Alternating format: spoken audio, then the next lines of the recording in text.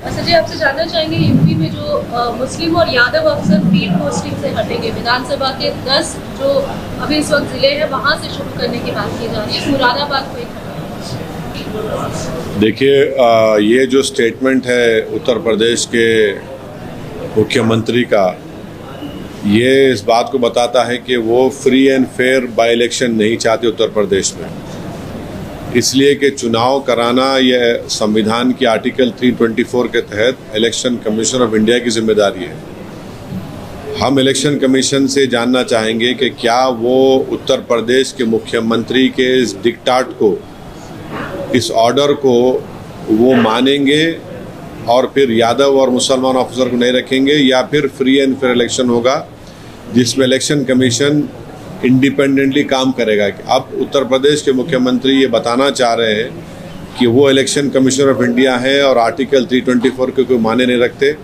वो ये भी कह रहे हैं कि अब इलेक्शन फ्री एंड फेयर नहीं होगा, क्योंकि वो कोई पॉलिटिशियन, कोई मुख्यमंत्री, कोई प्रधानमंत्री इस बात को तय नहीं कर सकता कि कौन सा ऑफिसर रहेगा नहीं रहेगा, तो इलेक्शन कमीशन तय करेगा।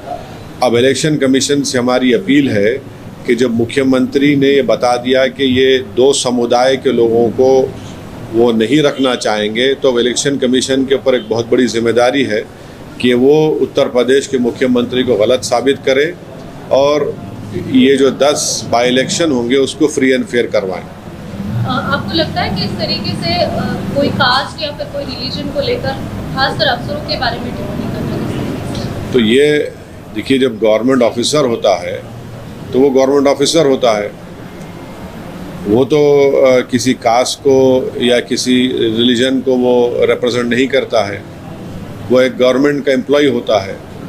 और मुख्यमंत्री का ये कम्युनल बिहेवियर है कि वो गवर्नमेंट एम्प्लॉयज़ को भी अपने कम्युनल चश्मा लगाकर देखते हैं, तो ये तो उनका हमेशा से ही बर्ताव रहा। तो इससे मालूम होगा कि इससे मालूम होता है कि मुख्यमंत्री कितना नफरत करते हैं उन समुदायों से जिनका इन्होंने जिक्र किया है।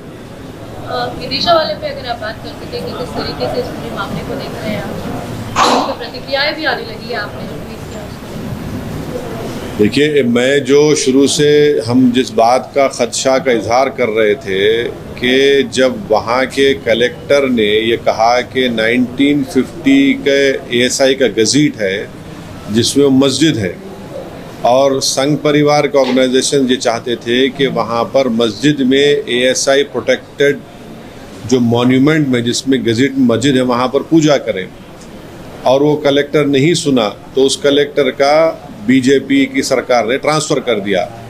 इसको आप जक्सटापोज कर देखिए कि प्रेजेंट वक्फ बिल में कलेक्टर को ये पावर दिया गया है कि वो डिसाइड करेगा कि एक कोई प्लेस ऑफ वर्शिप या प्रॉपर्टी वक्फ है या नहीं। अब जबकि कलेक्टर को आप शिफ्ट कर दे रहे हैं क्योंकि उन्होंने संघ परिवार के ऑर्गेनाइजेशंस की बात को नहीं माना, तो हमारा जो एप्रीहेंशन और खदशा है कि अगर ये बिल लॉ बनेगा तो हर कलेक्टर हर मस्जिद को बोलेगा ये मस्जिद नहीं है और गवर्नमेंट प्रॉपर्टी डिक्लेयर करके उस मस्जिद को डिमोलिश भी कर सकते हैं या उस मस्जिद पे नमाज बंद कर सकते हैं, उस दरगाह में जो उसके जो उसूल हैं उसको ख़त्म कर सकते, कब्रस्तानों को घोषित कर देंगे ये गवर्नमेंट प्रॉपर्टी है। तो कलेक्टर को जो पावर्स वक्फ बिल में दिया गया है जो बिल्कुल गलत है, उसकी एक बेहतरीन मिसाल कल विदिशा में हम देखे कैसे उस कलेक्टर ने नहीं माना तो गवर्नमेंट ने उसको शिफ्ट ही कर दिया। अब आगे किस तरीके से अपने पॉइंट्स रखने वाले हैं? मुझे अब तो स्पीकर साहब ने हमको मेंबर बनाया, मैं उनका शुक्रिया अदा करता हूँ। JPC बनेगी, उसका टर्म्स ऑफ रेफरेंस अभी नहीं मालूम, जब मीटिंग होगी तो हम उस पर कैसा बोलेंगे।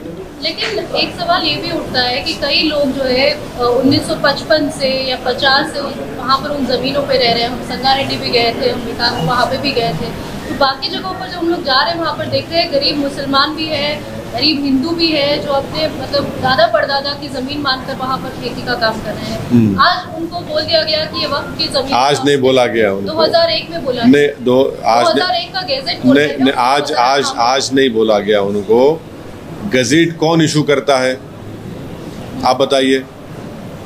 नहीं, गज़ीट कौन इशू करता है? वक्फ बोर्ड तो इशू नहीं करता गज़ीट। सर्वे कमिश्नर सरकार का होता है। सर्वे कमिश्नर सरकार के पैसों से सर्वे करके रिपोर्ट देता है। उस रिपोर्ट को प्रदेश की सरकार गज़ेट इशू करती है। वक्फ बोर्ड से क्या ताल्लुक उसको? नहीं, जब आप सर्वे कमिश्नर गवर्नमेंट के पैसों से करता है, गज़ेट एक ऑफिशियल डॉक्यूमेंट है, उसको करते हैं। और अगर किसी को ये आपत्ति है कि ये वक्फ प्रॉपर्टी नहीं है तो आप कोर्ट को जाइए ना। जब स्टेट गवर्नमेंट एक्सरसाइज करके उसको गज़ेट इशू करती है तो चाहे कोई भी हो, मुसलमानों के लिए 1 साल का टाइम है उनको, उस गज़ेट के इशू करने के बाद 1 ईयर का ऑब्जेक्शन उनको टाइम दिया जाता है। नॉन मुस्लिम्स के लिए कोई टाइम लिमिट नहीं है, आप ऑब्जेक्ट करिए, कौन रोक रहा है आपको? मगर अब ये बोलेंगे कि भाई सरकार उसका कर रही है, हम नहीं मानेंगे बोल, तो फिर किसका मानेंगे फिर आप?